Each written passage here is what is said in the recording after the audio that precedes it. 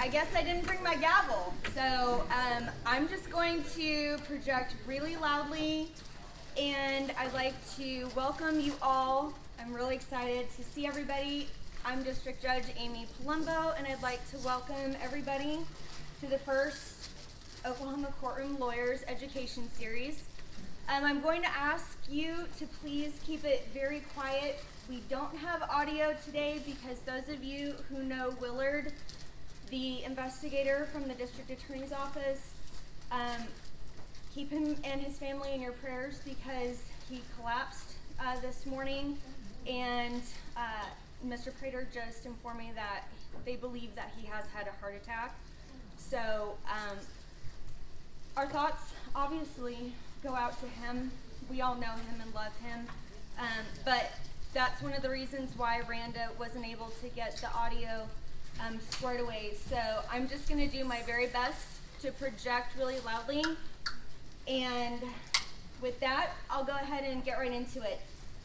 Our agenda today is going to be very simple. I'm going to give some opening remarks, then the SHINE program is going to give their presentation, Community Sentencing is going to give their presentation, and then an overview of Oklahoma County's 9 diversionary court programs will give their presentation.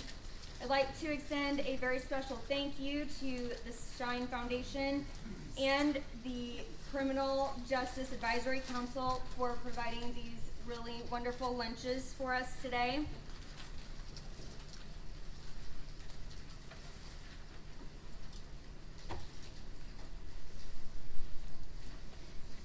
I put this seminar together because I saw a need. And one of the things that I'd like to have everybody in this room, because we're all colleagues, ask with every type of case that you touch is, what exactly are your goals?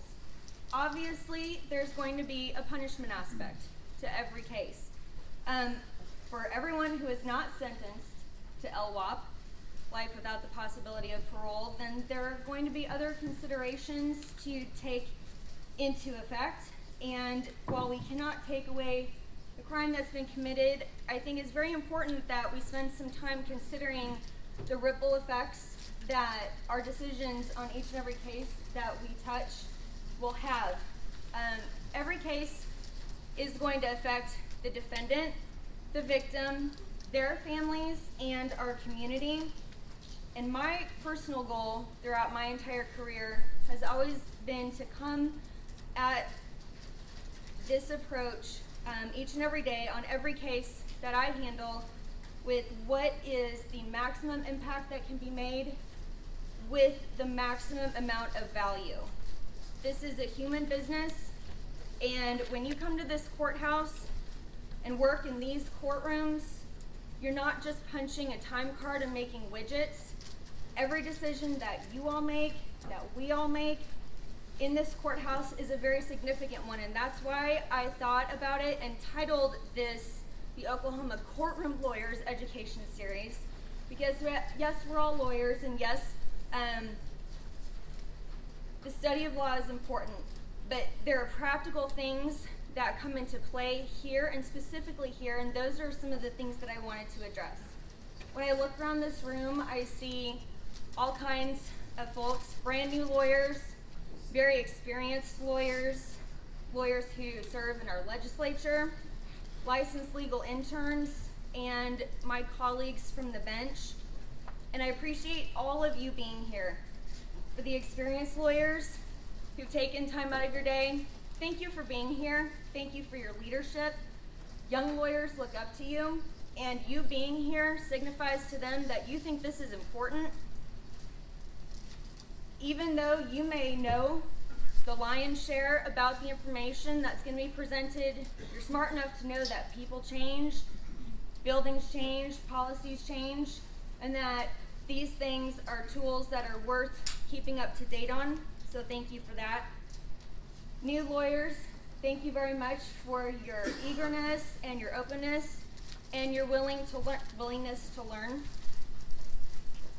One of the things that I was taught on my first day as a public defender was, Sergeant Palumbo from Tim Wilson, is this going to be your job or is this going to be your craft?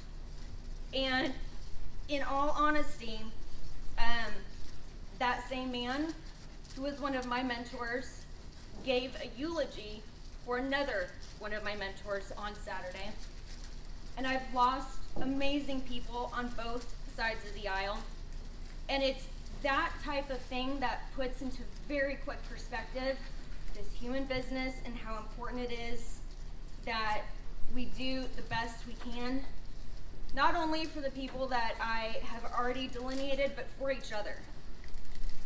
I'm not standing here today just as a talking head. The 3 programs that are going to give presentations are ones that I have actually been involved with. I've taken time out of my weekend and gone out to shine job sites and talk with participants and ask them what their experiences are like and whether they have found anything of value. The first time that I did, they all were taking bets on, they didn't know I was a judge, and they were all taking bets on what crime I had committed to wind myself up out there.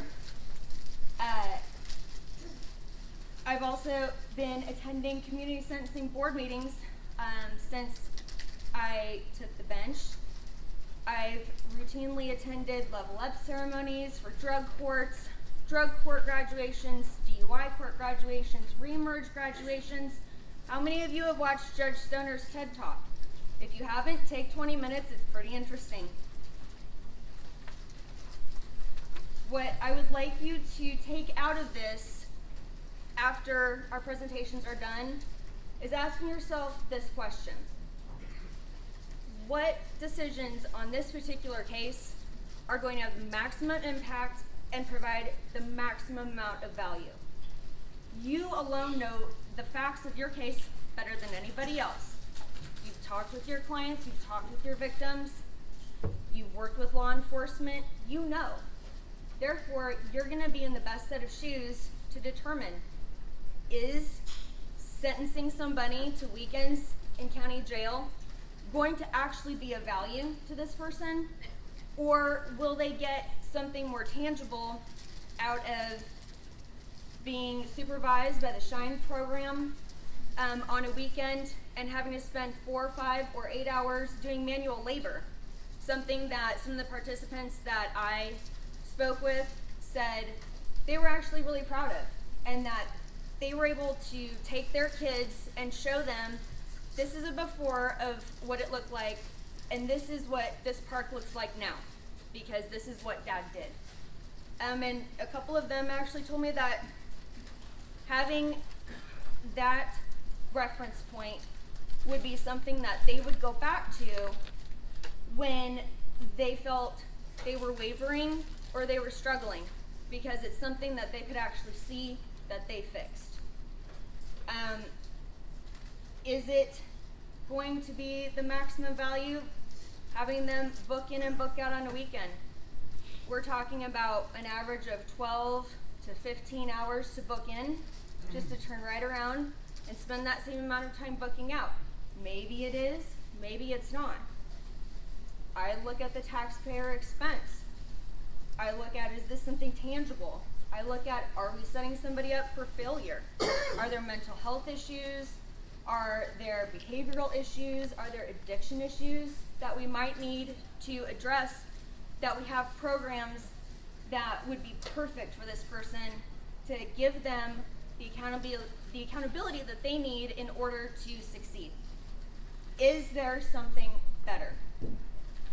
I would submit to you that all it takes is looking at a revocation docket to very quickly ascertain that incarceration, or the mere threat of incarceration, in and of itself is not a one-size-fits-all deterrent.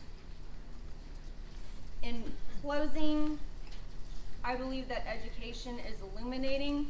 That's what I try to do in everything that I do, from opening the windows in my courtroom to seeing a need and presenting this. I'm not telling you all that you have to work your case up the way you think that I would if I was in the defense lawyer's shoes or the prosecutor's shoes, of which I've done both. What I'm simply doing is trying to help you learn and grow grow, equipping yourself with some more tools to have in your arsenal so you can make the best decision and be able to explain to the judge that you're appearing in front of why he or she should give their blessing to that. With that, I'd like to begin with our SHINE program. I'd like to introduce Mr. Brian Mon. He is an Oklahoma County Commissioner and the founding member of SHINE. And then Miss Erin Moore, if you could pop up and wave to everybody. She is the field representative whose card you will find enclosed in the SHINE materials for contact reference. Commissioner? Thank you.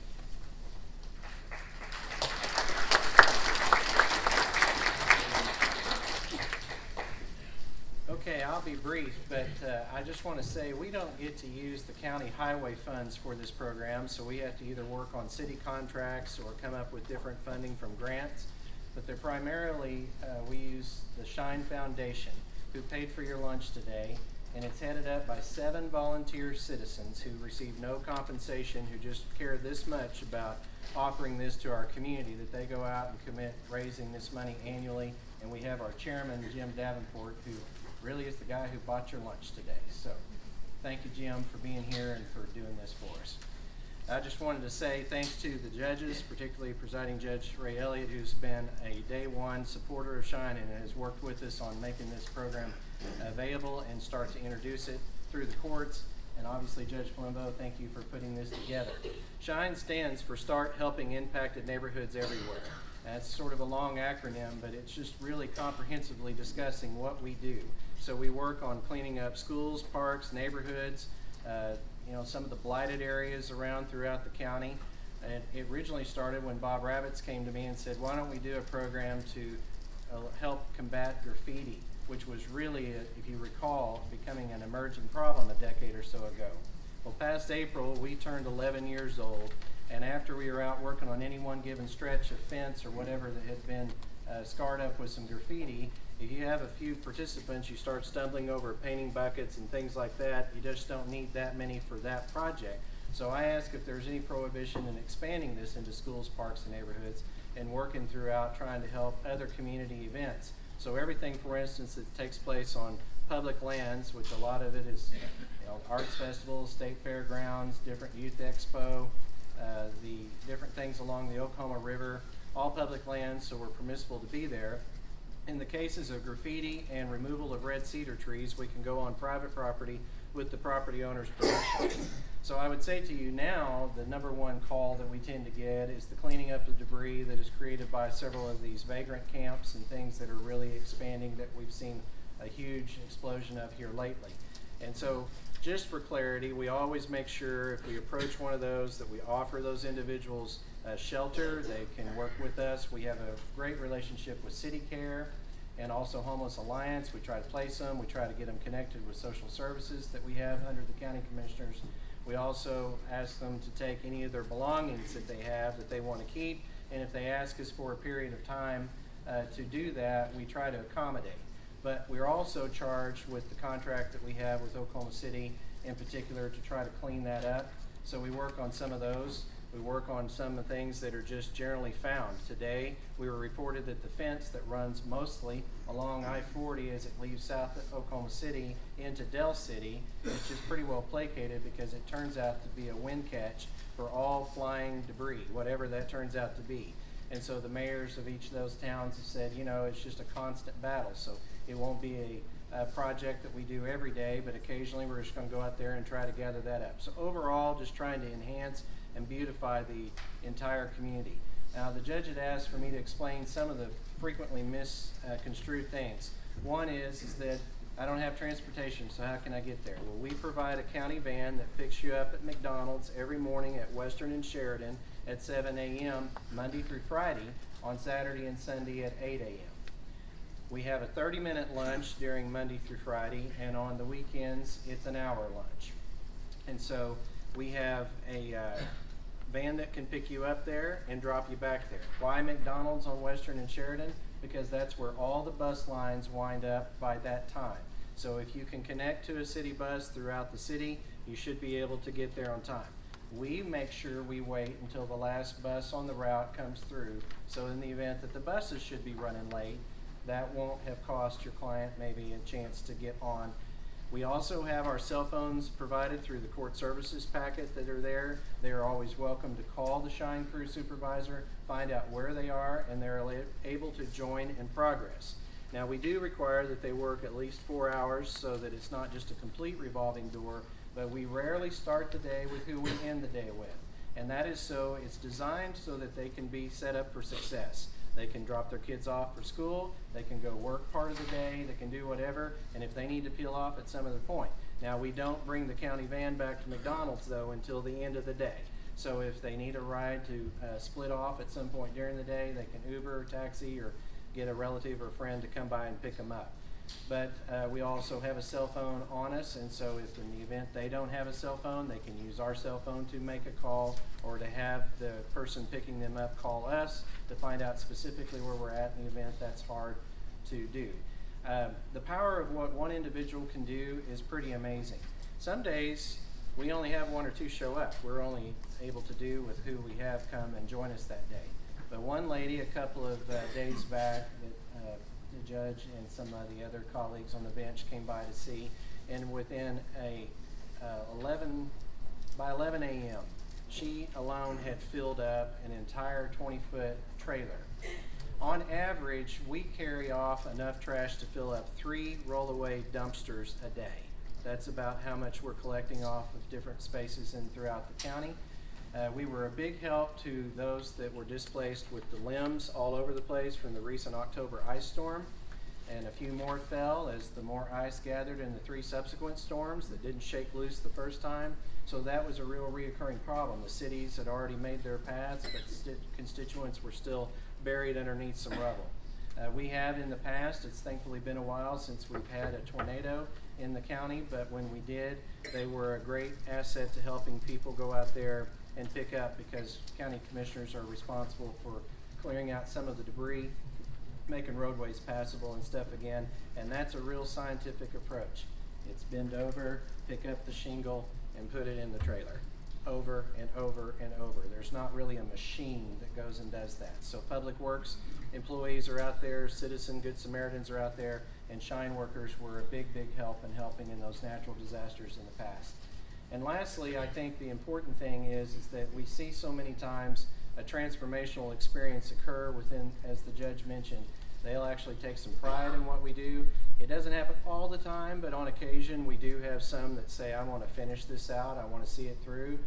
I recently had a lady who was a social media influencer who was sentenced to us. So not somebody that you run across just every day, and I approached her the next day and said, why are you here? You finished your time yesterday. And she said, well, because this was just really awful. In that particular case, we had exposed what we really believe was a pedophilia camp, where they were bringing in the kids, and there were some shanks and some mattresses there, and lots of little girls' panties and boys' boxers, and evidence that definitely was going on there. And she just said, I have a daughter, I'm a single mom, and if I do anything today that keeps one kid from being traumatized, molested, abducted, or whatever, because really if we just clean up this whole area and clean out the sight line and make so those hidey hole spaces just aren't so readily available, it at least eliminates an opportunity zone. We can't necessarily banish those that are doing that kind of a thing from the earth, of course, but really eliminating the opportunities where that occurs, because so often it's next to a school, it's next to a park, in places that you just wouldn't believe, because over here it's completely cleared out. But right up here where we have these nice pretty trees that got some underbrush and maybe some other things put up around it that provide nice wind blocks or other sight visibility issues, then they can just be right there. And it works out, and particularly that we find those often in downtrodden areas where a lot of times parents are dropping their kids off. They're probably working class folks, and then they're coming back at a later juncture throughout the day and picking them up. And so they are there unattended, maybe though with another group of kids, but not having necessarily a adult there for every child who's watching that particular child. So we really focus on those. The biggest cleanup effort to that recently was along the Oklahoma River, where you have the stockyards, where you have the trails that the bicyclists marathon often, and where they have makeshift soccer fields that unofficial leagues do because they don't have to pay a field fee at some of the nicer locations. And there are hundreds of kids that will frequent that, particularly this summer. And so we were uncovering tons of stuff. And then usually when we're there, we find stolen merchandise and drug paraphernalia, prostitution paraphernalia, and other things. And so by helping us get participants in this program, you're not only enhancing an opportunity, I think, really for them versus time and incarceration, which I think is just time wasted for everybody, and then you're also giving the community for a huge boost. And I think that's my 5 minutes, and if you have any questions, I'm happy to answer. Bonnie. How much does it cost the participants? There has been a fee established by the legislature for $25, but I will tell you most participants do not pay, and we still accept them. Is that per visit or just to sign up for the program? That's for the entirety of the program. It's fee like number 83 out of 89, I think, on there, and so normally those are paid one by one chronologically, and they never usually get down to us. So that's why Mr. Davenport and others help raise money for the program. Other questions? I think I understand that one. Sorry, Brian. Yes, ma'am. $25 in, is it assessed? I mean, in their courthouse or? Uh-huh. Okay, so every time somebody gets sentenced to shine? One or time. Is it just one? One time. I'll just tell you also real quick that your non-navy colored file folder was basically arranged. I went and met with each of our presenters, and so here is the contact card for if all else fails and you have no idea what we just said, but you think it might be a good idea, call Erin. She'll help you. This is, it starts with what the building looks like, where your client needs to go, and some information materials. On the right-hand side, you will see former forms that were for weekend community service with the county jail or weekends to serve in the county jail, that if you choose, we and the defendant qualifies, can now be used for weekend shine and the regular shine program, and then the applicable authority. So that's kind of the lawyer-specific materials. Thank you, and thanks to Aaron and Mike Rake and Charles from my staff working with Stephanie and the judge to put this on. Yes, sir. Do participants have to be sentenced to shine, or can it be done as a pre-sentence mitigation effort? Or, I mean, can it only happen after sentencing, or is it able to happen before? It currently needs to happen as a court sentence, yes, sir. Thank you, Brian. Thank you. All right. I am now going to introduce Jamie Patterson. She is our speaker for our community sentencing program. Jamie's got a master's degree in social work from Florida State University. She also has a master's degree in criminology and criminal justice from Florida State University. She's a licensed master social worker in the state of Oklahoma, but her job title is site supervisor.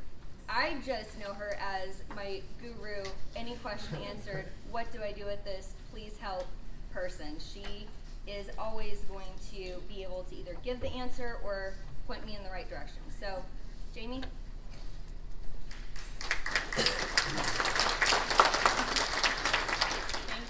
Thank you, Judge Colombo. Like she said, my name is Jamie Patterson. I am the program supervisor for Oklahoma County Community Sentencing. As Judge mentioned in her opening remarks, we are governed by a planning council, so I'd like to recognize our chairman, who is Judge Elliott. He has invested a lot of time and effort into making this program what it is, so thank you very much. I know a few other council members, Steve Huddleston, is Mr. Ravitz here? He is out of town. He's out of town. Mr. Ravitz is on that planning council, as well as Tony Coleman. So thank all of you so much for all that you do for our program and for Oklahoma County. It's a really big deal, so thank you. We are going to start this off the same way that we start our board meetings. It's a real cultural thing for our program that we are here for the participants, and to see their lives change. So we're going to start off. I'm going to introduce Marcel Knight. He is one of our recent graduates. He is going to take 90 seconds. He's very shy. Come on up, Marcel. He's going to come up and just take about a minute and a half to share with you guys about his experience with the program, and then we'll get into kind of a little more nitty-gritty of the details. How's it going, everybody? Again, my name is Marcel Knight. I was a part of the community sentencing program. And first off, I'm going to tell you, this program doesn't work. It doesn't work. At least that was the mentality that I had when I first entered the program. Okay? The program is an awesome program to be in. Jamie Patterson, Travis Hinton was people that actually helped me along my way, because I was really, really bad off when I first entered the program. I can tell you one example, one situation that I was in whenever I first started the program. One day, I decided to, show up to my appointment. One day I decided to show up to my appointment. I had two of my children. I was drunk, I was high, I was really in a bad state of mind at that time. And what community sentencing program did for me was, they could have easily sent me to jail. Just taking the circumstances of the situation I was in, but actually they gave me a second chance and sent me to rehab. Now let me tell you, rehab was the best thing for my life. I mean, I learned so many tools and so many different lessons, and just hearing a lot of people's story that kind of helped me change my life and get my life back on the right direction, because I was really bad off. Bringing your kids, drinking or whatever, in the, just having your kids, with you, kind of drinking and, thank you so much. Okay, is it on? Should be.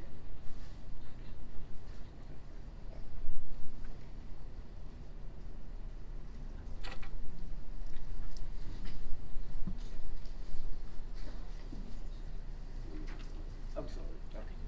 Okay. Okay. But one thing that rehab taught me was, rehab isn't just for, people with addictions. Rehab is actually a program that can help anybody. It's for everyone.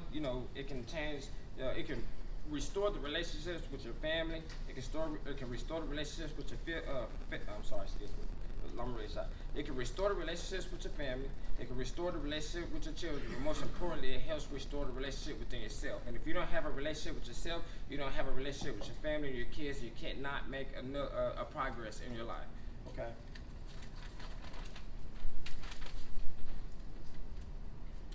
Now, I'm engaged to a very beautiful woman. Starting a new chapter in my life. I figured that, life wasn't done with me yet. I opened up my own business. It's called M. Knight Enterprise, LLC. It's a construction business. I do home remodels, and, let me tell you, it has worked out for me so well after doing the community sentencing and actually going through the program and, going through the rehab process, that actually told me that, life wasn't done with me yet, and there's still a chance to change.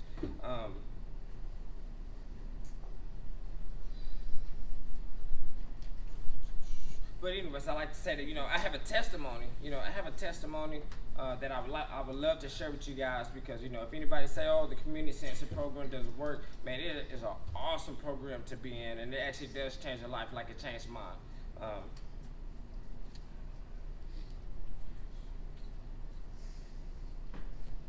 But last but not least, if my message can reach out to anyone, just let it reach out to you guys, and just know that the program is a really awesome program.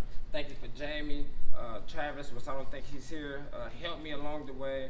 I'm very excited and very thankful for the position that my life's in now. I'm a homeowner, and I just achieved a lot of goals that I've never seen in my life that I actually had a chance to do.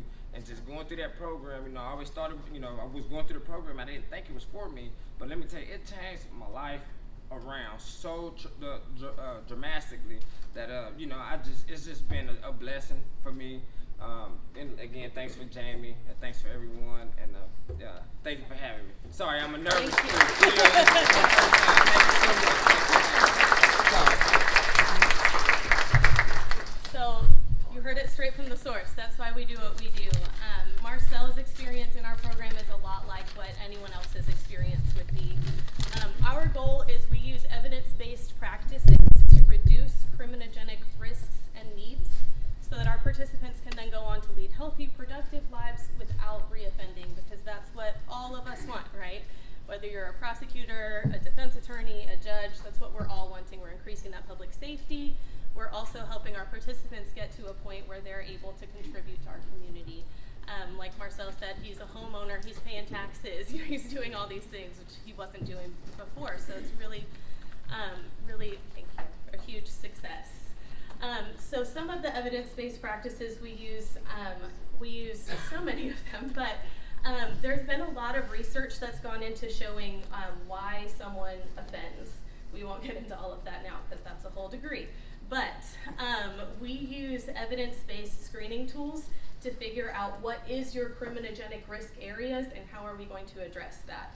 We also look at what are your protective factors and what are we going to do to build on those, because that's what's going to stay with you even when you're done with this program. Marcel's dad is here today. That was a huge protective factor is what we call you. So that's someone who was a really good positive influence in his life who was able to continue with him even beyond that. So one of the things that Marcel even touched on was we're making sure that we're rebuilding that relationship with your family. So we are, again, constantly reassessing using those evidence-based tools where all of our case managers are trained in motivational interviewing, which is an evidence-based approach to interacting with participants that essentially helps them realize for themselves what they want to change. So instead of, you gotta stop drinking, you gotta do this, you gotta do this, which there's a little bit of that happens. But it's, where do you wanna be in 2 years, 5 years from now? Where do you think your kids would want you to be? What kind of job do you wanna be in? We're asking all these different questions. Okay, and what's keeping you from doing that? Going through and helping them figure out for themselves so that that person is the first one to say, I should probably stop drinking. And then it's a lot more powerful coming internally than just that external motivation. So that was my social work lesson for the day. We're gonna move on. So once someone is sentenced to us, as Marcel mentioned, Travis was his case manager. Each participant is assigned a case manager. That person is going to walk them through their whole time that they're in the community sentencing program. So they're from day one, they're administering those evidence-based screening tools. We're making sure that we're referring them to any services on their court-ordered plan. We're monitoring the court order, making sure we're doing drug testing. You've got to get employment. We're going to verify that you're employed, all of those things. These are listed in your packet as well, but one of the greatest, most amazing things about community sentencing is we are able to get all of our participants into mental health and substance abuse treatment completely free of charge to them. It's amazing. So that's paid for through the Department of Corrections. The way that the program is set up in statute is that the Oklahoma Department of Corrections pays for those treatment services for every single person in our program. It is free, I will say again. So those services are really expensive, and there's just a lot of huge barriers to getting those things. We all know healthcare is a huge issue right now. So that in itself should sell you on this program, that we're really trying again to address the root causes of why did that person end up in the courtroom. We are also able, all of these things on here are free to the participants. So we have the cognitive behavioral classes we see on a lot of probation plans. HiSET or GED classes and testing we do on site, job placement assistance, supportive social services, that encompasses a whole lot of things, but for example, one of my favorite things we do is we do a holiday toy shop every year, so we get toy donations from the community. All of our participants are able to come in and pick out toys for their kids, and we're wrap the gifts for them while we have the kids in the other room decorating cookies and stuff. It's a really cool, fun event. We do employment and vocational training. We partner with Career Tech to do actual certifications on site. COVID kind of put a wrench in those things for a little bit. But on site we have done construction trades training, which includes an OSHA 10 certification, culinary arts training, which includes a ServSafe certification, forklift certification, and again, all of those are free to the participants. We also, through that partnership, have been able to get people into CDL school without having to pay for it.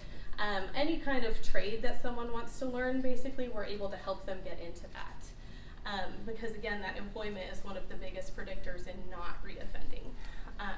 We are able to help people with acquiring housing. We have food, clothing, and hygiene items on site for free for our participants. And then of course, we're also doing drug testing. We do home visits to verify that they're staying where they say they are, as well as to kind of verify what their living conditions are, identify any needs that maybe weren't identified through that assessment, and then employment verification. So we're making sure that they really are employed and working. So those are, in a nutshell, what we do on a day-to-day. No day is the same, of course. Now that you've heard about the program, I know everyone is thinking, wow, how do we get every person in a courtroom into this program? So that's what I'm going to tell you next. So everyone must have an assessment that shows they are eligible for community sentencing before you sentence them. I'm going to say that again. Everyone must have an assessment that says they're eligible for community sentencing before you sentence them. In your packets on the right-hand side, I think, the first thing that you'll see on there is some court paperwork. It says order to conduct assessment for community sentencing. That is a fabulous place to start. There are two different routes that you can go to get this assessment. You can either have a participant receive an LSI, or they can do an offender screen. So if you want the LSI, you're going to fill out that order to conduct assessment for community sentencing that is in your packet. On there is a line that is highlighted. It says CS funds. If you check that little box, that assessment becomes free for your client. Okay. If you check that box, that assessment is then free for your client. They do not have to only be represented by a public defender or private defense attorneys. You can also check this box if you feel that your participant or your client needs the financial assistance. If you don't check that box, that assessment is $75. Check the box. So once you do that, fill it out. If your client, I keep saying participant, if your client is out of custody, they need to then bring that paper with them over to our office. There's also a sheet of paper in your packet kind of at the back that has a picture of the outside of our building. Community sentencing is located within the team building on North Claxton. They will bring that to our building and we will get them set up for that assessment. If they are in custody, the attorney will take that sheet of paper to our staff member in the public defender's office. That's either Mackenzie Barnett or Francie will take it as well. Once they get that assessment done, the next thing on that side of your packet is kind of a sample LSI. All of the information has been changed. Don't worry, attorneys. It's not real, but that's what that LSI is going to look like. At the very top, you'll see it says eligible or not eligible, and there's a little X underneath one of them. So it's pretty foolproof. You'll be able to see immediately just by looking at it, is this person eligible for community sentencing? We're looking for a score of at least 19 or higher because that shows at least a moderate risk to reoffend. We are a pretty intensive program, so we want to make sure that your participant actually has the need for it. The other route for being eligible is an offender screen. Kim Byard can tell you all about that. I'm sure she's going to. But if you use the offender screen, if it has a recommendation of community sentencing on that last page, then they are automatically eligible. The only offenses that we cannot supervise are misdemeanors, and we cannot supervise any participant who is going to have to register as a sex offender. Other than that, we can supervise it as long as all the attorneys in the courtroom agree. So once you get that all squared away, you know for sure that person is eligible. The 3 court papers in the back of that packet are all the things that you're going to need to sentence that person. There is a Exhibit A and B in a community sentencing probation plan. As long as you've got those 3 things filled out, that person is then sentenced to us. And then we will take it from there. So that is the ins and outs of sentencing. Did you want me to go into detail on anything further, Judge? I don't want to go over our time. I would just add that this is an option or a program that could be considered at different stages of the game. So it can be considered as part of the original plea. It can also be considered in a revocation situation.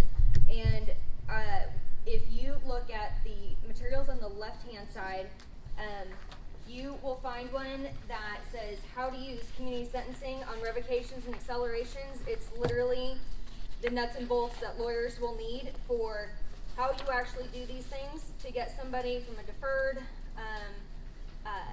accelerated to now being supervised by somebody with whom they know where they're going to be. They are going to have a much closer relationship than would be typical in typical DOC probation, and hopefully be more accountable, have more tools at their disposal, and be set up for success. So, only last thing I'd like to add, I meant to say, there are fees for the program. Statute does set up that our fees are $40 in supervision fees each month and $20 in an administrative fee. However, statute also says we have to take into consideration that person's income, and we do take that very seriously. So while that does look expensive, in reality, we're filling out budget worksheets with our participants. We're going through kind of a little mini financial literacy with them in our case management meetings. If someone's on a fixed income, that they're not going to have to pay $60 a month if they're on, a fixed income of $700 a month. That's not what they'll have to do. It is an income-based sliding scale. So that's a question we get a lot. Do you have any other questions I can answer? Thank you, Jamie. Oh, yes, over here, sorry. I have one. Sure. You said that you can supervise any offenses other than sex offenses and misdemeanors. Mm-hmm. Word you use were as long as all the lawyers in the courtroom agree. If it's a situation where it's a blind plea and sentencing is at the discretion of the judge, can the judge get somebody into the program over the objection of the state? So, I'm going to preface this with I did not go to law school. And I would say my understanding is that as long as it is not, is Joe Jelly in here? I think he had to leave. I can answer that for you. Oh, perfect. Thank you, Tony. Statutorily, the judge cannot overrule the GA on that. If it's a non-violent, can they? Can't do it. But if you need me to convince the DA. If you do have any questions in any really specific situations, my card is in your packets. Please call me, send me an email. I think at least 70% of this room has my cell phone number. Please use it, pass it on to your friends. It's always, always, always better if I get the text or the call and answer the question while you're still in the courtroom. So please just call me if you have any questions. Jamie, Yes. as a point of clarification, I think on a blind plea, the judge will be authorized to order community sentencing despite the request of the parties, if it's a blind plea sentencing. Unless you have priors that prevent you from getting probation, the DA is not willing to. Well, waive sure, if those the judge is priors. legally allowed to order probation and the judge orders community sentencing, the judge is within their authority to do that despite what the parties are asking for, as long as it's legal. Absolutely. Thank you. Thank you. Okay. Lastly, I'm going to introduce. I'm sorry for the crunch time. Everyone knows our Assistant District Attorney, Steve Huddleston, and then Kimberly Byard, our Criminal Justice Diversion Specialist with the Department of Mental Health and Substance Abuse Services. And the two of them are going to give us an overview of all of the different diversionary programs that Oklahoma County offers. If I can get my PowerPoint to work.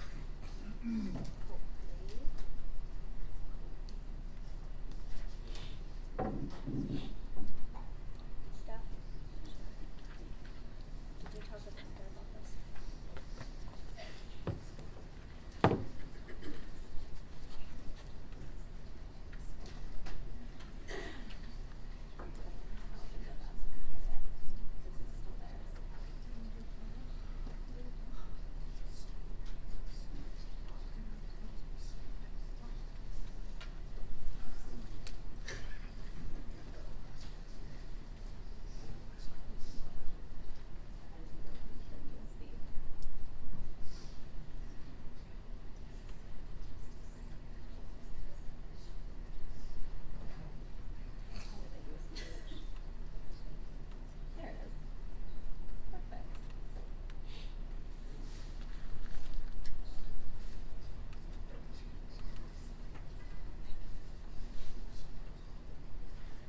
work the computer, but look at the screen. Okay, great. Hi, everyone. I hope you all at least recognize me, if not already know me. My name is Kimberly Byard. I'm the Oklahoma Department of Mental Health and Substance Abuse Services Criminal Justice Diversion Specialist. I work in the Oklahoma County Public Defender's Office.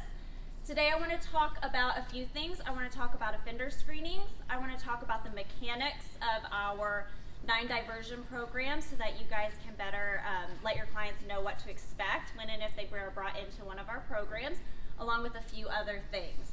So, first thing that we're going to touch on is offender screenings. So hopefully you've all seen an offender screening before. It's a ton of information. What it gives us is a mental health and substance abuse screening and a risk to reoffend assessment. So you're going to hear that word risk a lot, and just make sure to remember, we're not talking about risk of dangerousness, we're not talking about violence, anything along those lines. It's really an assessment to give us a risk to reoffend.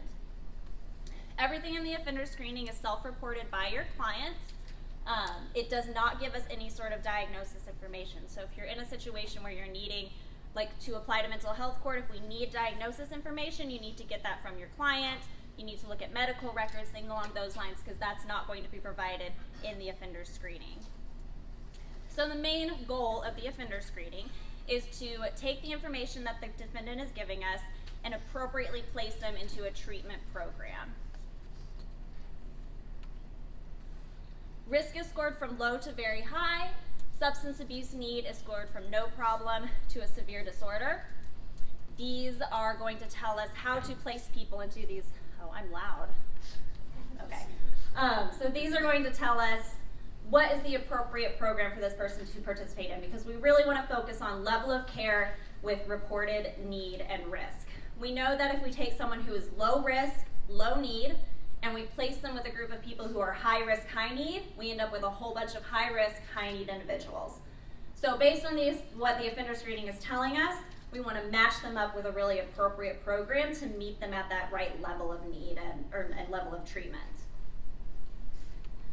So with our programs, if you have a defendant who is showing as a high risk, high need individual, we're going to be looking at programs like drug court, DUI court, mental health court, veterans treatment court, and Reemerge. And then for those lower risk, lower need individuals, we have community sentencing, female diversion, and veterans diversion as well. So how to get an offender screening. If your client's in custody, I ask North Care, who does all of our offender screenings for us, I ask them to go see the defendant in custody. It's completed and it's sent to me automatically. If your client is out of custody, they can contact Tracy with North Care, and this is her phone number. Right now they are doing in-person offender screening assessments. They are using Zoom, they're doing it over the phone, and then starting in June they're going to come back to the 7th floor of the courthouse on Tuesdays and Thursdays. So you can send your client up to the 7th floor. It's that little, we'll have a sign up, it's that little tiny courtroom that's kind of right in the middle of the floor. You can send your clients up there to get the offender screening. You can have them call Tracy. Just make sure before you send them for an offender screening, you filled out an application with me, and there's applications in your packets today. Okay, so I want to go through the mechanics of each of our programs to give you a good idea of when you're talking to your client, what they can expect in each program, and also who's most appropriate for each program. And our program mechanics are pretty similar, but we're going to touch base for each one. So starting with drug court, we have Judge Stoner is in charge of our drug court. He's on the 5th floor of the county courthouse. When someone is found appropriate to participate in drug court, they do plead guilty and are placed into the program. It's an 18 to 36 month program, and in the beginning they are required to report to the judge weekly, participate in treatment services, which could be anywhere from 1 to 3 times a week with a treatment provider. Drug testing, which is on a color-coded basis where they're calling in to see if their color has been called, to then come down here to drug test and checking with a probation officer.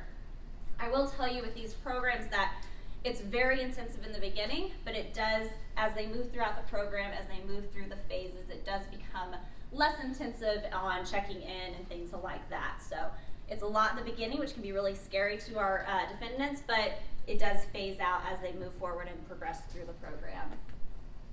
Graduating, unless it's otherwise negotiated, results in the charges being dismissed, or if they fail to graduate, they are sentenced to the agreed upon DOC sentence. There is a cost for drug court, $10 monthly user fee, $10 per drug test, and a $3 to $5 treatment copay. However, I will tell you, no one has ever not graduated because they cannot pay. We've got lots of mechanisms in a line to assist with payment, IOUs, things along those lines, so don't let the payment for these programs deter people from coming to participate. So like I said, the most appropriate person for drug court is that high-risk, high-need individual, and obviously someone who's suffering from an addiction need.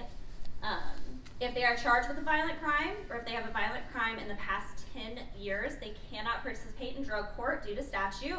Also, if they have a trafficking charge, and it even goes as far to say if they have been arrested for trafficking, the statute says that they also cannot participate in drug court. Everything else is a case-by-case discretion by the district attorney's office.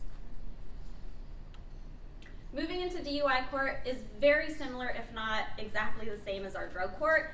The big difference with DUI court is that if they have a vehicle in their possession, that they're going to have to put an interlock on it, or they're going to need to black tag their vehicle. But it's held with Judge Stoner as well, and it's very similar to drug court. Again, high risk, high need individuals, obviously who have an addiction to alcohol and history of DUI charges criminally. And they are held to the same statute as our drug court statute. No pending violence, no violence in the past 10 years. Everything else is case by case. Mental health court, our judge, Catherine Burton, on the 6th floor is in charge of mental health court. It is another plea-in program. Again, the mechanics are kind of the same. 18 to 36 months, reporting to the judge weekly, everything that's required is very similar to drug court. Graduation, charges are dismissed. Failure to graduate is you're susceptible to your DOC sentence. Specifically in mental health court, we're focusing on medication management. So if we have an individual who has a mental health diagnosis, needs to take mental health medicine, we're focusing on getting them on the correct medication, but also encouraging them to maintain and stay on that medication through their treatment throughout the mental health court program. And mental health court is free to our mental health court participants. So we can have those high-risk, high-need individuals through the offender screening telling us that we also are looking specifically for people who have been diagnosed with a serious mental health disorder, and also that their pending charges have or are somehow related to their mental health need. Personality disorders are not appropriate for mental health court, also just as a side note. Mental health court statute is really small in comparison to the drug court statute, so everything is on a case-by-case basis when being considered through the district attorney's office. The Reemerge Program, Judge Stoner is also in charge of the Reemerge Program. Individuals who are found appropriate for Reemerge are redocketed onto the Reemerge docket. Again, that same 18 to 36 months program, like I said, the mechanics are really similar. But Reemerge has a specific requirement that their participants spend the first 90 days inpatient at First Step, and then move into that treatment plan, drug testing, checking in with the probation officer, all of that good stuff. Graduating results in a dismissal.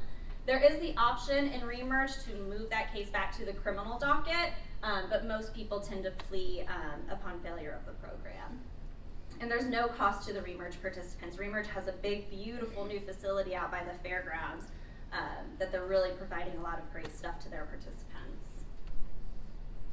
Reemerge is, again, high-risk, high-need females, specifically focusing on those who are either pregnant or who have small children and wanting to reunify, create a better relationship with those children than they've potentially had in the past.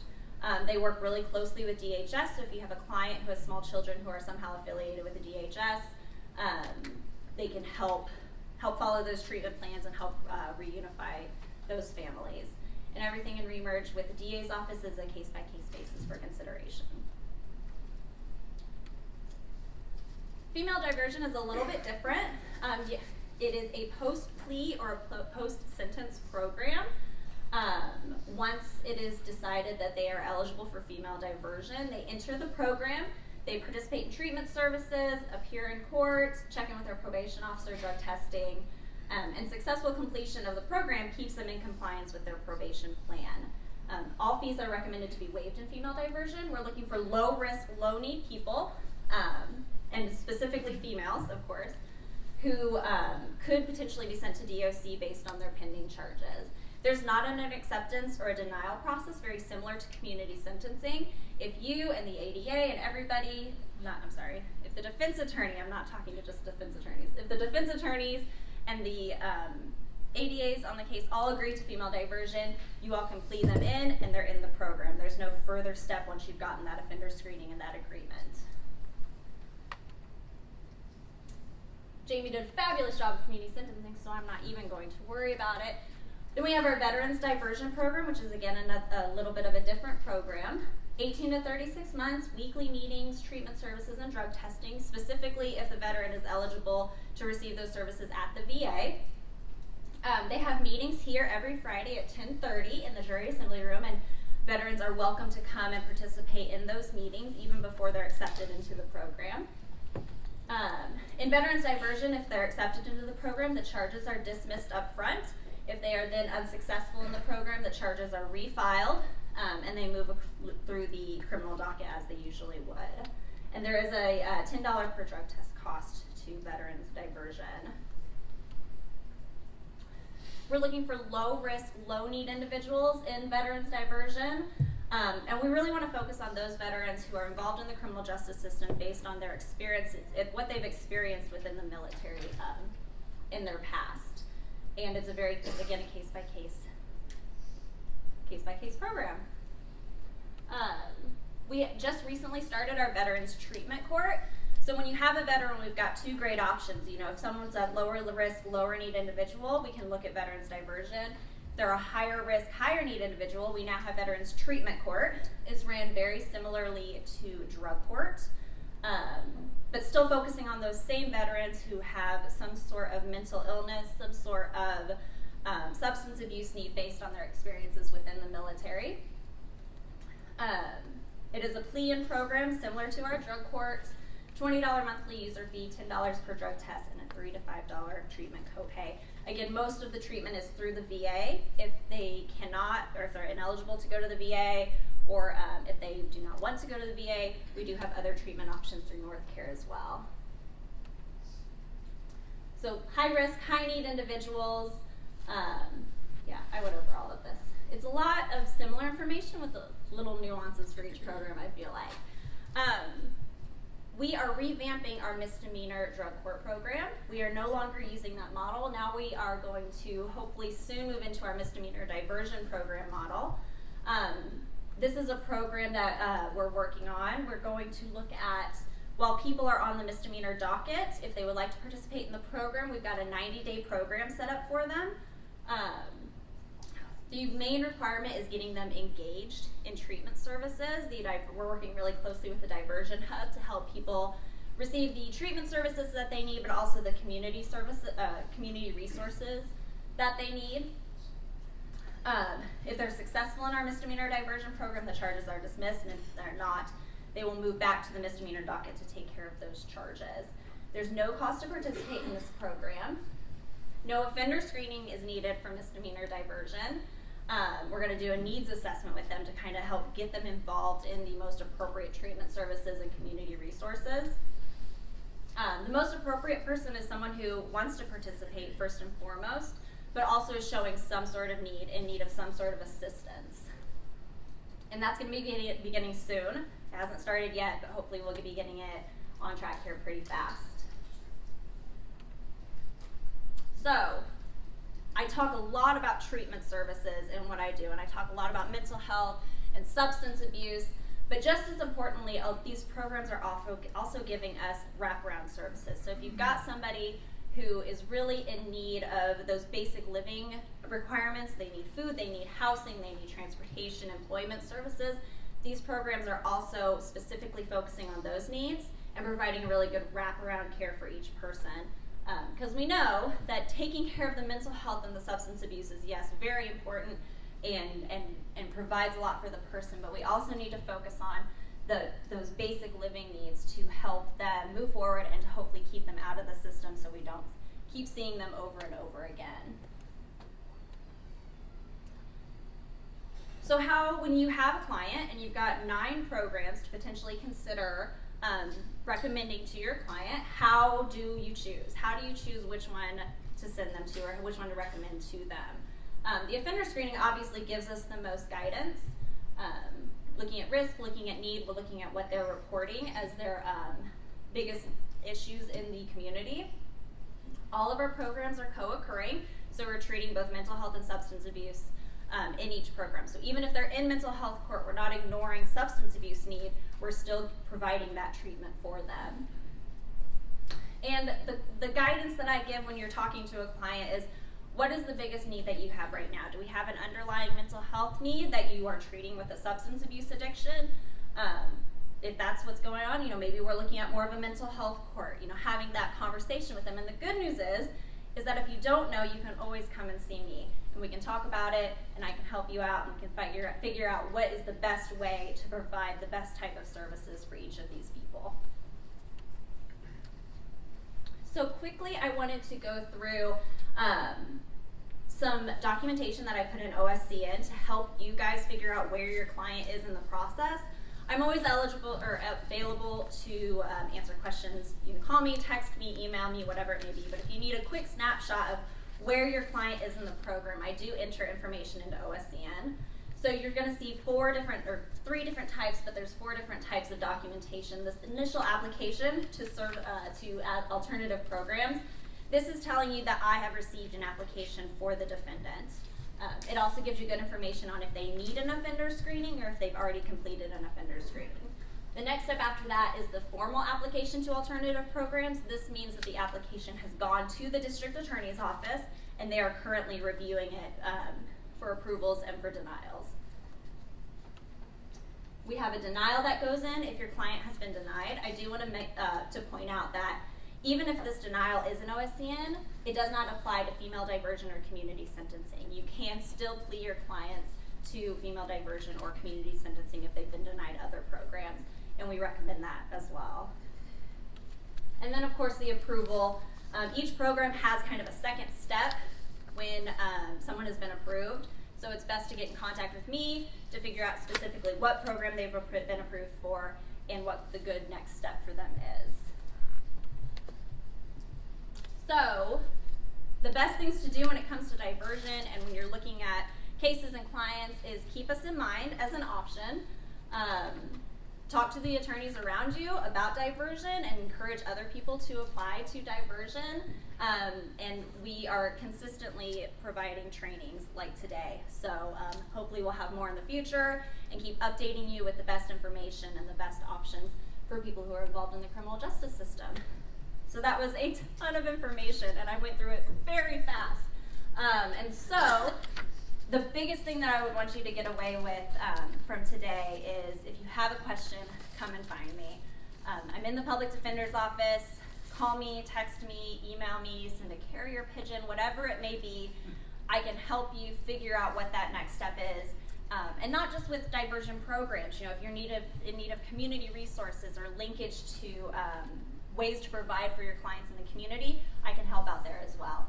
So please come see me and let's talk about things and get it figured out. And I'm going to hand this over to Steve Huddleston from the District Attorney's Office.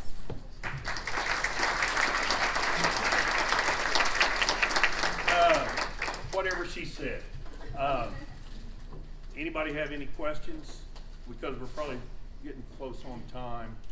I would encourage everybody, these are great programs. You would be amazed to see anybody who has not come to a graduation, you need to come. And you will see what this courthouse can be. When I first took over and I followed Kat Burton, who did a fantastic job for years, I wanted to do these programs. And the first couple of weeks when I was in the courthouse, I had a friend of mine who's an attorney that came by and said, so I see that you're on the diversion program. And I said, yeah, it's a good program. He said, so you're on the Hug-a-Thug program. And it kind of pissed me off because it shows how naive some of us get in this courthouse. What are we trying to do in this courthouse? There's punishment, yes, there's punishment. But we're trying to make some of these people better. And that's what these programs are about. If we can make them better, then we have done our job. It is a refreshing thing to go to a courtroom and see the people in the courtroom that actually want to be in the courtroom. I've gone to these courtrooms for 40 years up here. Every time I go to a PHC docket or a pretrial docket, nobody wants to be there. Everybody in these programs want to be in that courtroom. They have made an effort to be there. And you ought to come and see if you hadn't. These are great programs. We do our best to try to get as many people in these programs. In the last 5 months, we have gone through 350 applications. We are averaging 2/3 of the people in the applications into the program. If they are denied, you have an appeal process. That appeal process is to me, and I will make a decision. So I encourage everybody to try your best to get these people into these programs. They're great programs, they really are. So if you have any questions. For the new Misdemeanor Diversion Program, will we still fill out this form? Will it be like super? No, we're still figuring out the ins and outs of it, but most likely what it's going to look like is on the misdemeanor disposition dockets. If your client is interested in the program, we're going to take them aside, have them talk to some individuals from the Diversion Hub, and if they want to do the program, awesome. Set off the court date for 90 days and let's see if they get engaged. The purpose is that even if they don't complete the program, they will not be punished. They will not have any, it will not affect their case. Does your office maintain a list of exclusionary offenses or guidelines for accepting or denying people? And if so, is that available? You will find in the packet the outline that Kim put in. As to the violent program, as to the violent offenses, it's under Title 2113-1 and 57, 571. Those are the guidelines as to violent offenses that we follow. Doug? Yeah, those are straight line. The other thing, we do have policy by Mr. Prater. The victims, in a lot of cases, when we have victims, they must approve. Gang affiliation can be a denial. We try to really look at that. Sometimes you can have somebody that can have something on their record where they're caught with somebody, a gang member, and it's been 10 years. We look at that. We have overrode that. And for the other thing that Mr. Prater looks at is gun charges. And mental health, if you have a gun charge, you're probably not going to get in mental health. Doug? That answers that. With regards to the Reemerge Program, am I correct in understanding that 90-day inpatient, if you have a client who is a single custodial parent, that you're going to have to find some kind of arrangements for taking care of the kids because no kids in the inpatient group? There are no children at First Step during the inpatient program. There might be some other options. I don't want to say across the board if they have their children and there's no one to care for those children that they can't participate in the program. It's just something that we would need to talk to the Reemerge Program to make sure that they understand that that's something that needs to be considered when applying that inpatient part of the program. And that's, the good thing about our programs is so many of the players are the same. The district attorney's office, the public defender's office, so many of them work for all of these programs. So if we put somebody into drug court and later decide, you know what, I'm seeing a big mental health need, we need to focus on that, it's very easy to make a transition to the mental health court program. So even if, just getting them through the front door, we can always make adjustments after the fact for them. Judge? All right, thank you very much. All right, guys. Now I'm not yelling at you. Takeaway for me from this, from a practical matter. If you walk out of here and these folders all end up on the floorboard of your car, and 3 months from now, or 3 weeks from now, you have a case, you are in a courtroom, and you think, what did she say? Would this maybe be something that my guy would qualify for? Ask the judge. Say, you know what? Can I make a phone call? Go call. Now you know. Call Aaron with Shine. Call Jamie with Community Sentencing.